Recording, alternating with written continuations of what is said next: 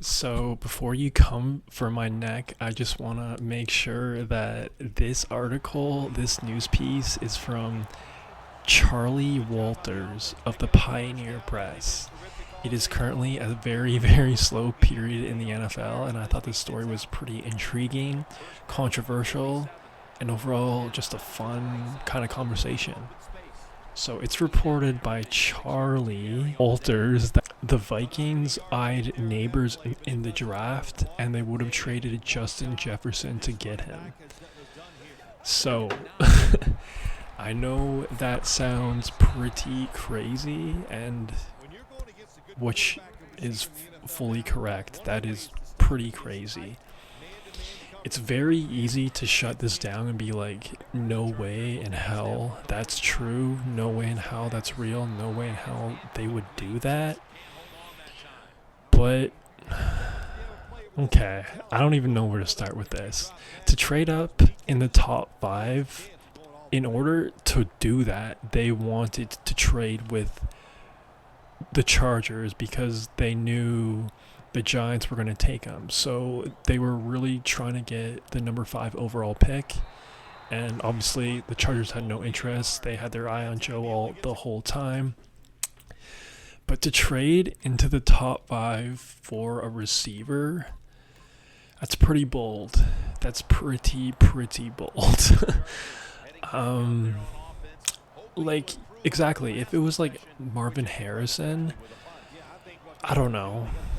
Maybe it would make a little more sense or seem a, a little more logical perhaps, but to trade up that much for arguably the second best receiver, maybe third best receiver in the draft, it's quite bold to say the least. So I'm not really sure from that perspective.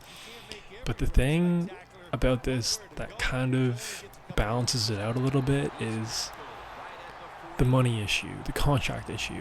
St. Brown got a massive bag. Ayuk, as we all know, negotiations ongoing. They're still not even close, apparently, and that's been going on forever. Obviously, Justin Jefferson has been trying to get paid for the last little bit, and the St. Brown contract definitely did not help the Vikings. He definitely deserves to get paid more than St. Brown, so that's a huge investment for a receiver, and the receiver market is going up. So if you look at it from that lens, the Vikings kind of get like a reset, a 4-year reset. If they drafted Nabers, they wouldn't have to pay him. Obviously, he would still have top tier NFL rookie contract, but it would be nowhere near to what Justin Jefferson will ultimately get paid. So if you take that into heavy consideration, it does make sense why they would want to at least move off of Justin Jefferson. I'm not saying,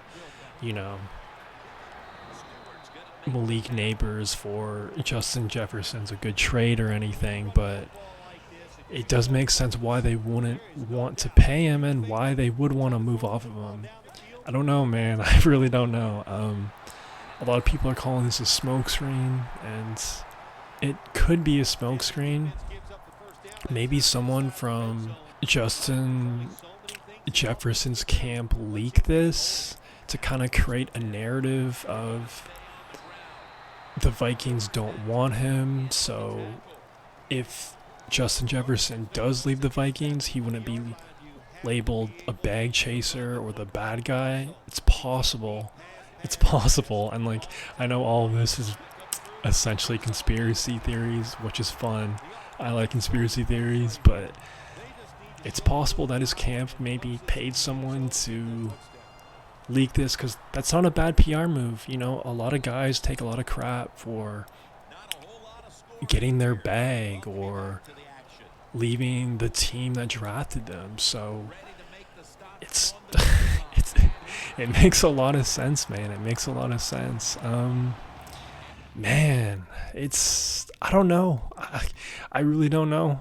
I'm sure a lot of you guys are pretty passionate about this topic. I'm really curious to hear what you think about this, because obviously I feel like the majority of people would say, yeah, there's no way in hell this is true, this is BS, blah, blah, blah.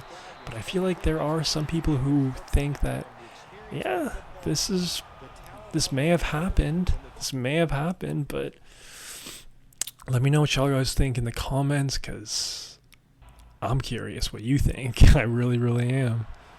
The only caveat to all the people saying this is BS, this is fluff, all this is fake news, my question to you is, why haven't they signed him yet?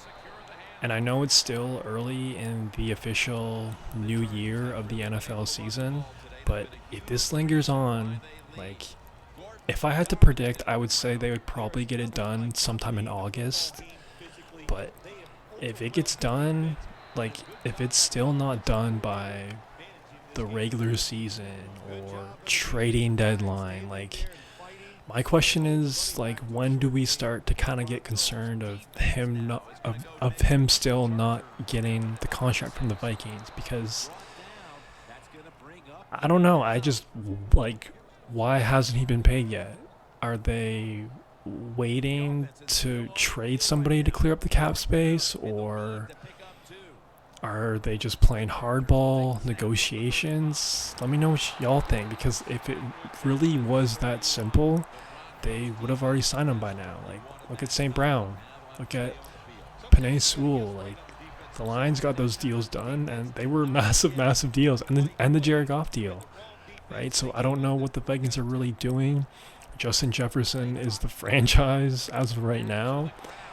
And for this to potentially linger into training camp, maybe preseason, maybe the regular season, like, I don't know. It's not the best look, but at the end of the day, business is business, right? So I don't know. If I'm the Vikings, I would really want to pay him, especially with this story coming out. I don't know. It's not a good look for the Vikings. Again, it makes sense for Justin Jefferson's PR team to really leak this, because it's not like he's the franchise and they're treating him like this. They're playing hardball with him. They're still not signing him. Like, he should hold out until he gets the bag, honestly. So let me know what y'all think. Will he hold out? Will he get paid? What will happen?